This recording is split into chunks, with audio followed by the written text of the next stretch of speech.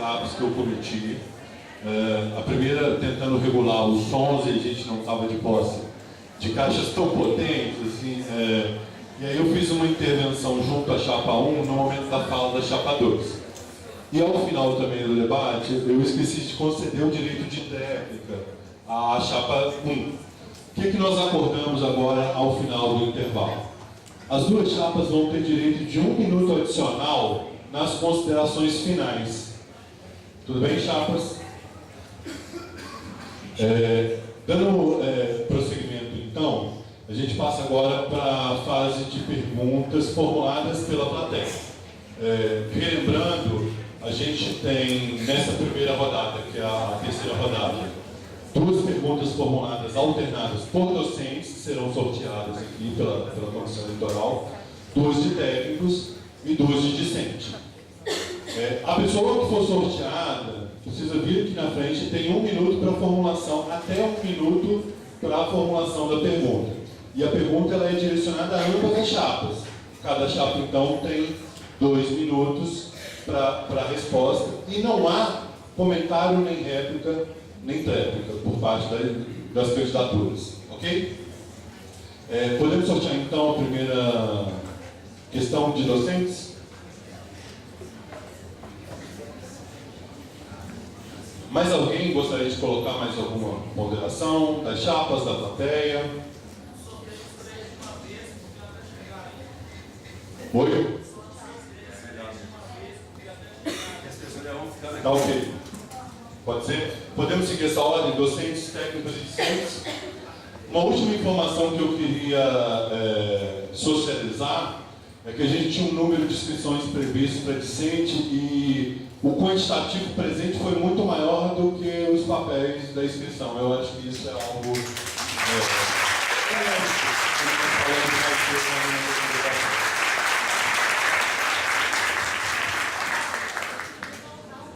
E por isso, a comissão consentiu que, ao invés de usar as inscrições brancas, alguns discentes usaram a rosa, porque ela sobrou no quantitativo dos técnicos. Ok?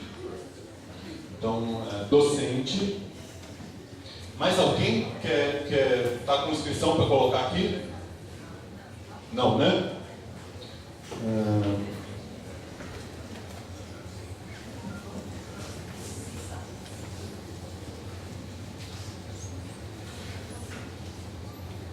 Tereza Vale.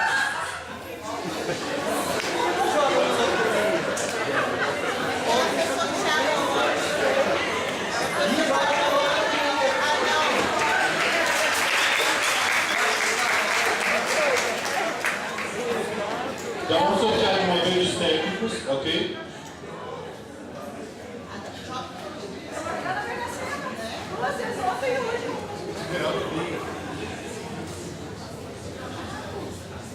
Marcela e discente.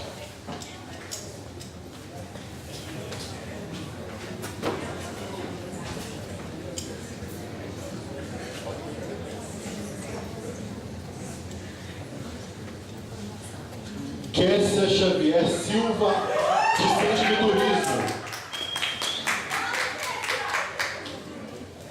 Então, na ordem, professora Tereza, 1 minuto para a formulação da pergunta. Boa noite a todos. Como pretendem dialogar com a reitoria em condições de possíveis cortes, radicalismos políticos externos e internos à FH? Pela ordem, chapa 1, 2 minutos para a resposta. Tereza, obrigado pela pergunta. Primeiramente, acho importante demarcar que a gente está em processo de consulta para a reitoria também, e eu gostaria de dizer que, independente da chapa que foi eleita, a gente tem garantia ainda que aquilo que a nossa comunidade universitária escolha seja cumprido pelo Ministério da Educação, pela presidência. A gente não tem essa garantia ainda, mas dentro desse cenário eu posso relatar para vocês que eu estou há 1 ano e meio no Conselho Universitário. Eu consegui construir um certo respeito com os colegas conselheiros e com a reitoria. Eu tenho uma habilidade de diálogo, de conversa, de saber representar, levar a demanda que a nossa comunidade escolheu ou vai escolher para dialogar junto com esses órgãos, sem fazer barganha, sem fazer uma política baixa, uma política de trocas. Eu vou levar demandas, todas aquelas que a nossa comunidade decidir que precisam ser levadas, eu vou estar lá como representante da nossa unidade acadêmica. Eu acho que mais do que nunca a gente precisa de política e de boa política.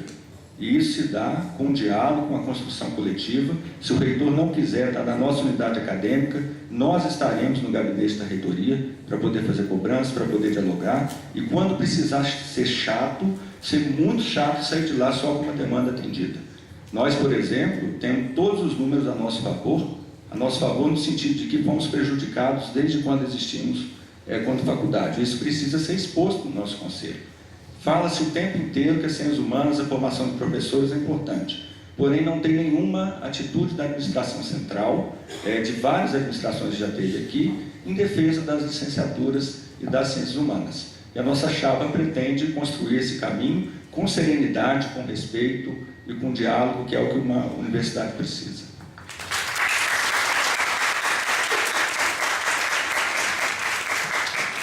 Chapa 2 minutos. Para chegar a fazer enfrentamento político, a FH tem que virar um coletivo, o que ela não é. Para vocês terem ideia, para as representações de conselho, comissão, tudo nessa universidade, para os professores, tem que ser feito por sorteio.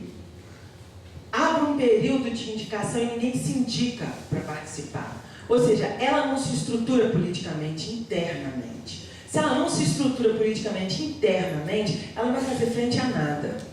A nossa proposta é fazer o seguinte: chegou a pauta de todas as sessões, de tudo, de direções, de conselhos, de comissões, não importa. A direção vai acompanhar com esse representante. Esse representante tem que votar nos interesses da FH. Toda voz escutada de professor, de técnico, fora daqui é uma só.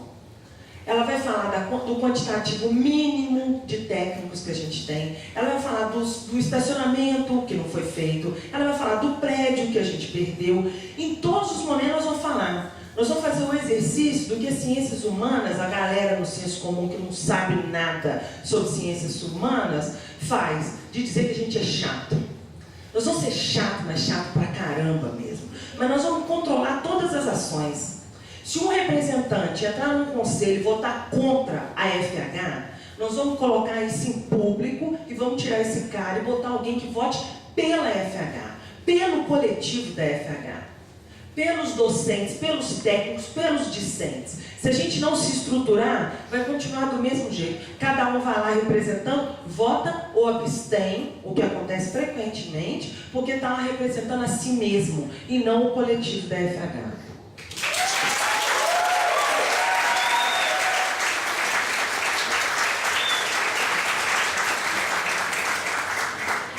Pergunta agora formulada pela categoria dos técnicos. Boa noite candidatas, boa noite candidatos, boa noite a todos aqui. Para quem não me conhece, eu sou Marcela, eu sou da Secretaria da Direção da FH, então eu trabalho diretamente com a direção. Eu queria falar do universo dos técnicos. O universo dos técnicos, a gente tem uma universidade, tem 800 professores, a FH 110 professores, com 17 técnicos para atender essa demanda de professores. E nossos colegas da Progep já têm informação que realmente, futuramente, não tem previsão mesmo de abrir concursos a fim de atender essa demanda. Então, considerando a realidade que a gente tem hoje, que a gente tem essa previsão, como será esse readequamento interno da FH em termos administrativos, de forma que a carga de trabalho ela seja justa, porque não sobrecarregue nenhum dos servidores e, ao mesmo tempo, garanta um trabalho de qualidade e resultado. Obrigada.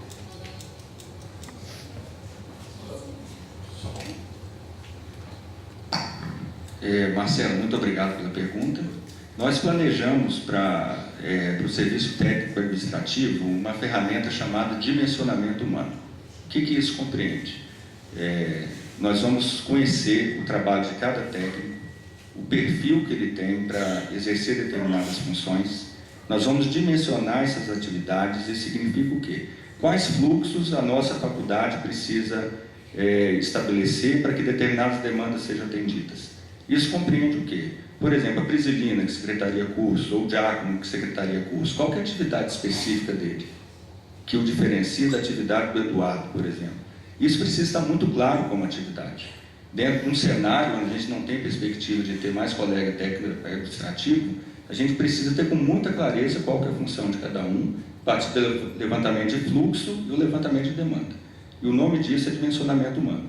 A gente não só pretende fazer isso, como garantir uma política de formação para os técnicos, onde, se você, por acaso, Marcela, precisar se ausentar da unidade para se qualificar, ou se você tiver uma licença de saúde, a Prisilina ou a Andréia, elas possam cobrir o seu trabalho, porque elas sabem o que você tem que fazer em qual período. Eu acho que com essa organização, isso é uma questão discricionária da diretoria, ela que tem que fazer esse tipo de escolha, a gente vai conseguir. Um ponto que você tocou, a gente não tem concursos previstos, mas a gente pode ter e lutar por terceirizados, estagiários, pessoas que possam agregar a equipe, circular pelo trabalho junto com vários técnicos, até substituí-los em alguns momentos. E isso sim é possível fazer, que a gente sabe que muitas unidades contam com estagiários terceirizados. Dando prosseguimento à pergunta formulada pela aluna do turismo, Kessia Xavier.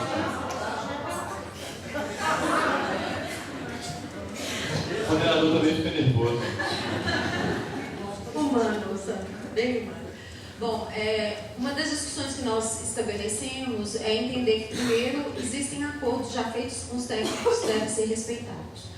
Né? Já existem decisões tomadas em congregação de que esses técnicos não são só demandados pelos trabalhos internos da FH, eles são também demandados pelos trabalhos externos ao FH.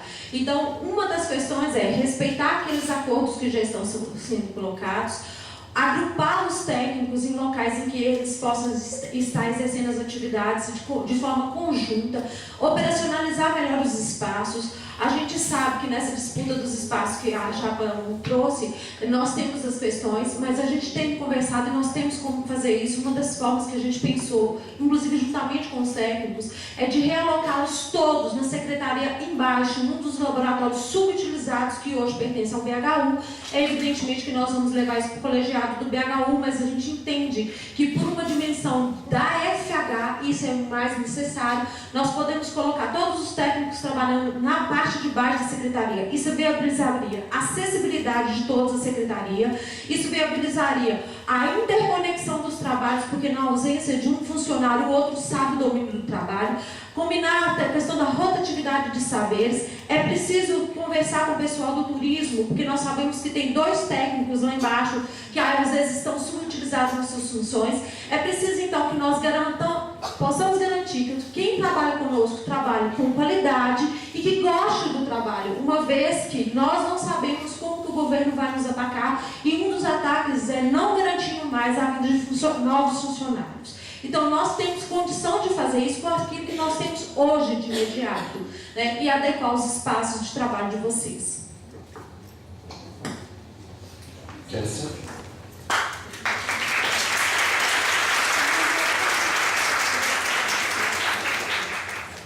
Boa noite a todos. Meu nome é Kessia, sou dono do 7º período do curso de turismo. E a minha pergunta para vocês é em relação aos trabalhos de campo. Como aluna do colegiado, eu estou ciente das dificuldades que a gente enfrenta em relação aos orçamentos para as visitas técnicas.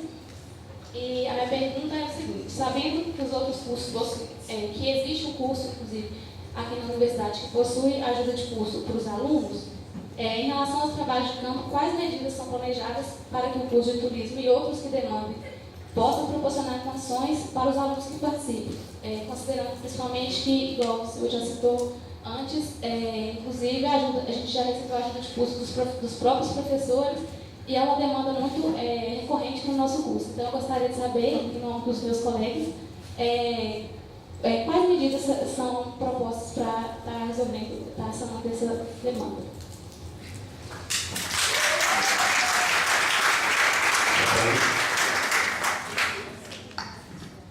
Kézia, muito obrigado pela questão. Vou voltar um pouco na gestão orçamentária, que eu comecei citando no bloco anterior, né, um dos primeiros blocos. A partir de um dimensionamento financeiro que a gente vai fazer, pode ser que internamente a gente já consiga minimizar a diária para ajuda em campo. O que você cita do curso de Engenharia Geológica, lá no Conselho Universitário foi aprovado que todo aluno em visita de campo recebesse uma ajuda de custo para ele poder se alimentar e ter onde dormir se ele precisasse passar mais tempo lá. Uma vez que isso já existe na nossa universidade, nós como direção, junto com os conselheiros, a gente pretende levar a demanda da mesma forma que a Engenharia Geológica levou, para o Conselho Universitário aprovar esse auxílio, essa ajuda de custo para os estudantes do turismo e da geografia. Essa é a nossa ideia imediata.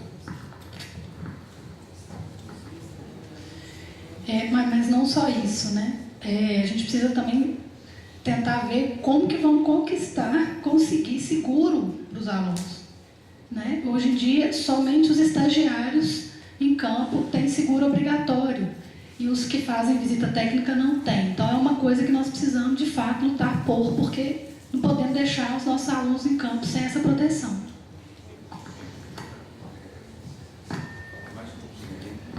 Tem um tempinho ainda. Eu acho importante dizer que uma coisa que faz muita diferença quando a gente leva essa demanda é a forma que a gente leva.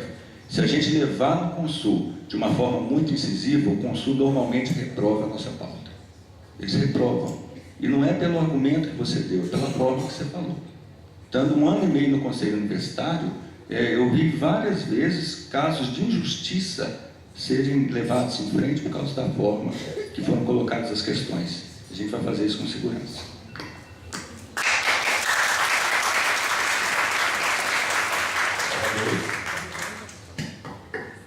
Ei, Kézia, fui eu que falei que o professor de turismo gastou dinheiro do próprio bolso. Né? Okay. Para mim, o dinheiro tem que sair de onde? Da dotação orçamentária da FH. Nós vamos poder tentar fazer, eu acho ótimo, né, do Heron, tentar fazer essa demanda junto ao Consul? Sim. Acontece que o curso de turismo existe há quanto tempo? Antes de existir BH ou licenciatura, já tinha turismo aqui. E isso é uma demanda deles antiga, entendeu? Se agora que a gente está no auge dos cortes, esse dinheiro vai aparecer do Consul, vão tentar, vamos articular, como eu propus, alinhado ali com as comissões, com os conselhos, com os representantes. Nossa força política é a representação. Agora, no primeiro momento, para garantir formação de qualidade para cursos que no projeto, eu vou colocar político-pedagógico, não sei porque que arrancaram político lá, né, do termo, né, era projeto político-pedagógico, agora só virou projeto pedagógico de curso. Projeto político-pedagógico, a gente vai pegar esse projeto político-pedagógico, tem a prática de campo ali, pronto, isso é prioridade. Então, do dinheiro da FH, sai o dinheiro para o campo. Depois a gente vê como é que a gente gasta o resto do dinheiro. Até que a gente consiga mobilizar, a partir das representações, que o Consul nos atenda nessa questão. Tá bom?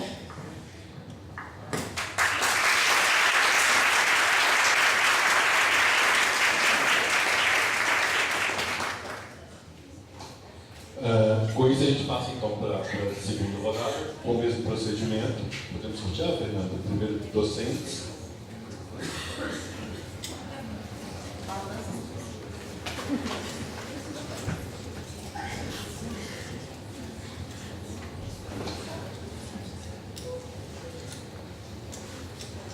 Adriana Nascimento Bodelai.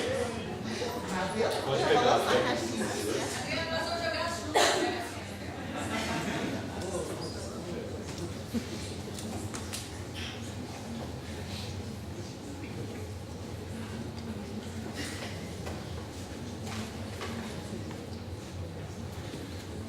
Regis, projeto.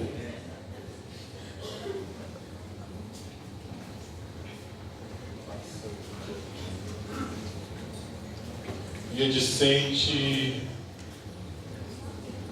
Vicente ou Vicente? Linsmar? Não sei. Lindomar Miranda? Do BHU? É isso mesmo, né? Professora Adriana, um minuto para a formulação da pergunta. Boa noite a todos, a todas, chapa 1, chapa 2. A minha pergunta para vocês é uma preocupação que eu tenho, né, tendo em vista tudo que vocês já disseram aqui. A minha pergunta é a seguinte: qual a estratégia que a chapa propõe para promover uma articulação política, sobretudo, da comunidade acadêmica da FH?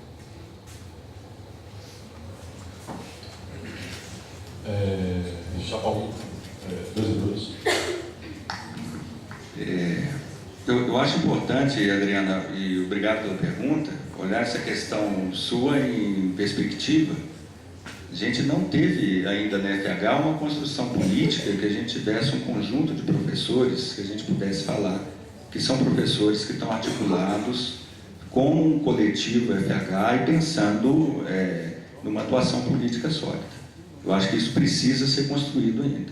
E isso acontece, uma razão para mim principal disso acontecer, é de que a gente não sabe o que é a nossa FH, a gente não parou para discutir para isso. Nós não temos uma identidade de unidade acadêmica, nós temos vários cursos agregados numa mesma unidade acadêmica. E a principal estratégia para a gente dar conta disso é, primeiro, se a gente é eleito, por exemplo, a primeira coisa que a gente vai fazer é uma assembleia para definir o que a gente é e o que a gente quer. É a primeira coisa. O processo eleitoral é só uma parte disso. E as pessoas não participam ou não atuam politicamente porque elas não desejam. Normalmente as pessoas vão aos lugares quando elas sabem exatamente e quando está muito claro para elas o que vai ser feito ali. A gente tem a ideia de liderar um processo político na FH, de reconhecimento, de construção de uma identidade, e a principal estratégia para isso é a gente construir juntos objetivos claros para a nossa unidade acadêmica. Construir uma agenda de trabalho que ainda não existe para os próximos 3 ou 4 anos. E uma outra coisa que nós ouvimos muitos dos colegas é que a gente faz política de corredor. E o que é a política de corredor? Não tem outro lugar para fazer política. Então, precisamos criar espaços fora de colegiado, fora de assembleia somente, né, de reuniões pautadas, mas espaços de convivência que permitam o debate, que ele aconteça, que ele flua, porque todo o discurso é político. Então, só de começar a conversar, a gente já vai estar fazendo política, precisamos promover esses espaços.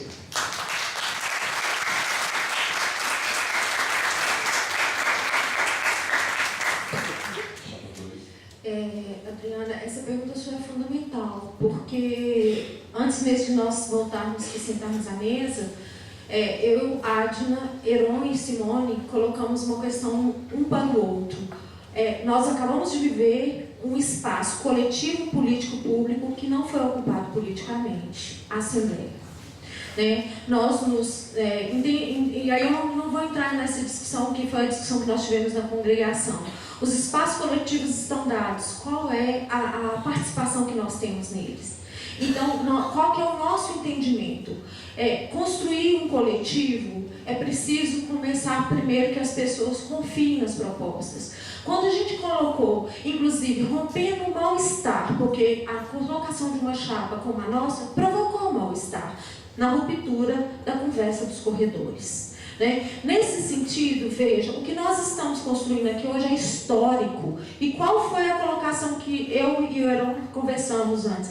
Qualquer um de nós que ganhe terá que mobilizar a próxima Assembleia, que será dia 29, já definida pela congregação. Porque esta Assembleia hoje se recusou a votar a carta, hoje. Então, se nós queremos exercer o ato político, que façamos encher esse espaço no dia 29.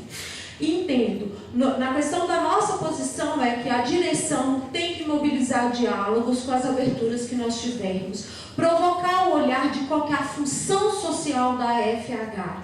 Ela não é apenas formação de licenciatura, ela é a inclusão social de uma região, ela é o acesso à permanência e o conhecimento de uma comunidade que teve historicamente seu direito negado à educação.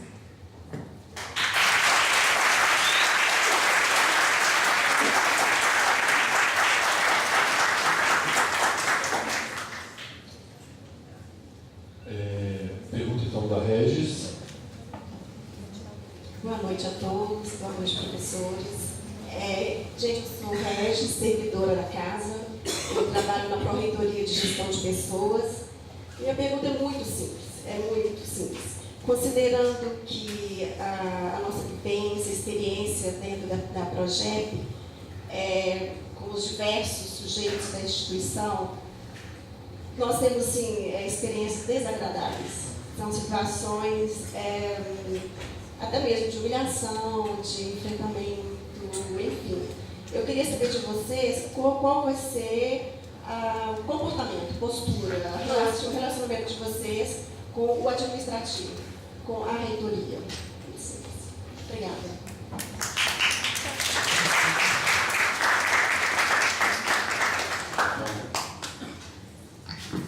Regis, obrigado. É uma das questões mais importantes e uma das que motivam a existência da nossa chapa, que é melhorar o relacionamento humano. Não só dentro da nossa unidade acadêmica. E eu tive a oportunidade de dar 2 cursos pela CIS, os técnicos administrativos, um deles sobre relacionamento humano, o outro sobre liderança e chefia. E eu fiquei estarrecido com os relatos que eu escutei, não só de assédio, mas de um comportamento violento e de falta de educação. Isso é algo que a nossa gestão ela vai não só repudiar, como ela vai fomentar, a partir do exemplo que a educação, o desenvolvimento do relacionamento interpessoal são valores para qualquer construção coletiva.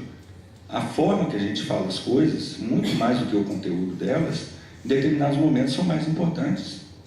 Mesmo que a gente queira, a gente acha que precise, que você tenha caneta e possa exigir que alguém faça alguma coisa, você motivar essa pessoa, acolher a demanda dela, olhar nos olhos, tratar com respeito, é a condição básica que tem a ver com um direito humano, inclusive. Porque é muito básico o respeito e o tratamento que a gente despende a quem convive com a gente. E se a gente quiser construir uma FH, onde a gente tem um plano para o que fazer daqui a um ano, a gente só tem como mobilizar pessoas quando a gente olha nos olhos delas e tem um respeito delas por aquilo que a gente é. Eu e Simone, nós vamos colocar à disposição da nossa unidade acadêmica não só a competência técnica que a gente já acumulou, mas sobretudo o que a gente é na vida, nas relações que a gente já estabelece. A gente é conhecido, sim, por ter boas relações com os nossos pares. Nós nunca brigamos no órgão colegiado. Nós sempre conversamos com respeito. Isso está na nossa história e é uma marca nossa que a gente pretende contribuir com a FH.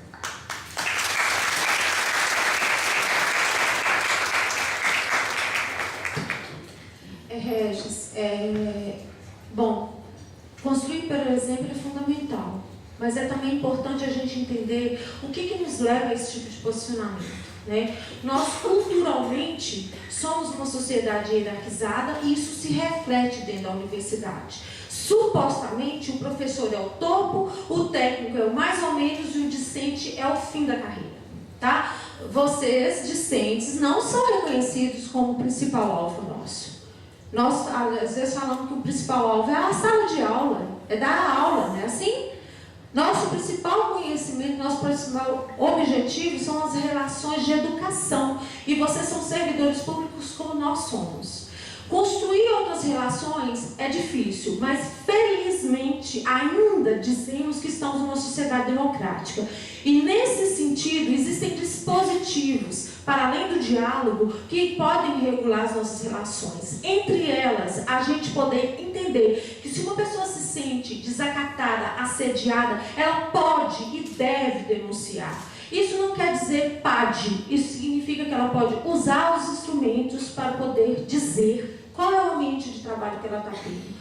O que a gente tem entendido? Que para a gente construir isso, a gente precisa compreender que o servidor público que está aqui, ele é parte, instrumento da função educativa que nós temos que construir. Ele não está aqui para executar trabalho meramente, ele também tem que refletir. Isso se estende na questão da pesquisa, da extensão e do ensino. ensino. Isso foi trazido ontem no debate para os reitores. Nós disputamos espaço com vocês quando vocês pleiteiam. Então é preciso a gente entender. Então, nesse sentido, o que eu concordo com a primeira questão é exemplo, mas não é só isso. É também nós usarmos os dispositivos de ouvir-os coletivamente, entender a construção de reuniões conjuntas para ouvir. Será que nós estamos construindo esse ambiente?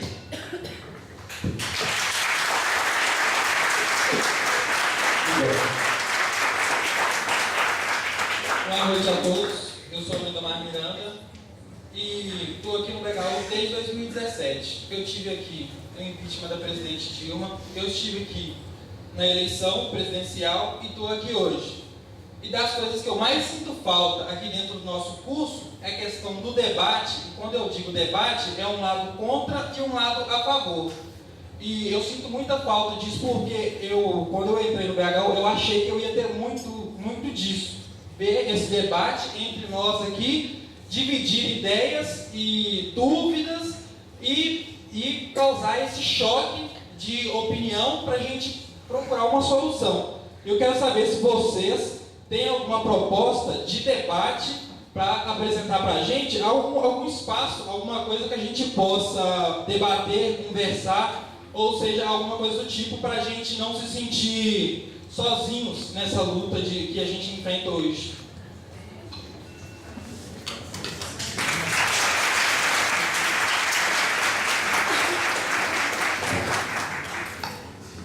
Lindomar, né? Muito obrigado, Lindomar, pela questão. O debate político, ele não só precisa ser fomentado, a própria postura que a gente assume nos lugares que a gente frequenta, o jeito que a gente dá aula, isso é uma postura política que pode ser debatida em qualquer instância. Isso é uma primeira coisa.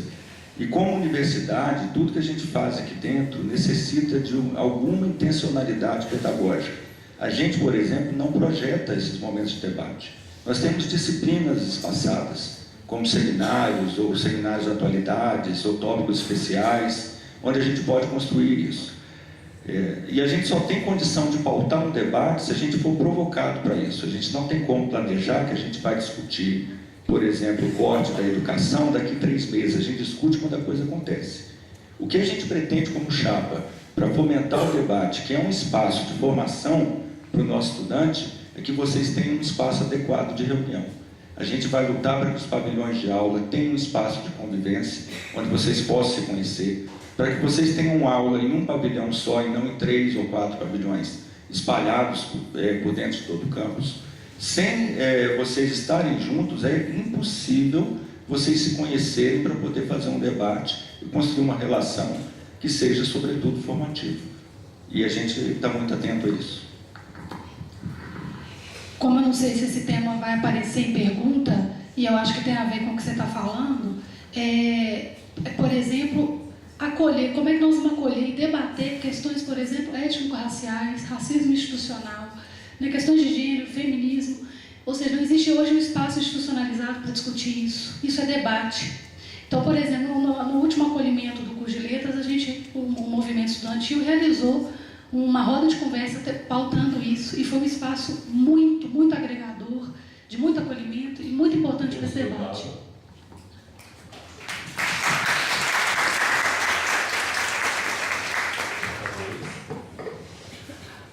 Cadê você? Tô feliz pra caramba, tá? Eu acho que você provocou uma coisa fundamental, Lindomar, que me permite dizer o seguinte: às vezes eu fico desesperada em sala de aula quando eu pergunto: e aí, galera, tá entendendo? Tá me acompanhando? Falo de novo, repito a mesma coisa 4, 5 vezes e tudo mais. E eu não escuto essa outra voz, né? Só que aí começa um aluno, um outro falando, o outro toma coragem e começa a participar. A gente tem conversado muito sobre isso com os professores do BCH, no tipo BHU, da base, né? E a gente tem achado que talvez a gente criar espaço, não espaço só espaço físico está nas 2 propostas, né? Mas também criar espaços dentro da sala de aula para esse momento, para um momento em que vocês estejam sozinhos para fomentar essa discussão e tudo mais, e que seja por representantes, sei lá, tirou do grupo uma pessoa que vai falar, e que depois eles vão começar todos eles, entendeu? Participando. Isso é para educar para o debate, educar para a expressão. Às vezes você está em sala de aula, você olha para um aluno, o aluno nem olha para você no olho, assim, ó. Ele está olhando para baixo. Há uma, como é que eu vou dizer, uma falta de reconhecimento de si naquele ambiente. É como se o aluno tivesse estrangeiro no ambiente da sala de aula. E é para isso que a gente tem que atentar, para que o aluno se sinta em sala de aula como a casa dele, e não um lugar que ele vai lá de vez em quando. Eu acho que só depois de vencer esse primeiro momento é que a gente consegue articular politicamente. Tem 2 CAs já organizados, né? O CA da Geografia e o CA do BHU, antigo BHU-BCH, e tem o da História que está se organizando, né? Não sei se já está pronto e tal, mas está se organizando para isso.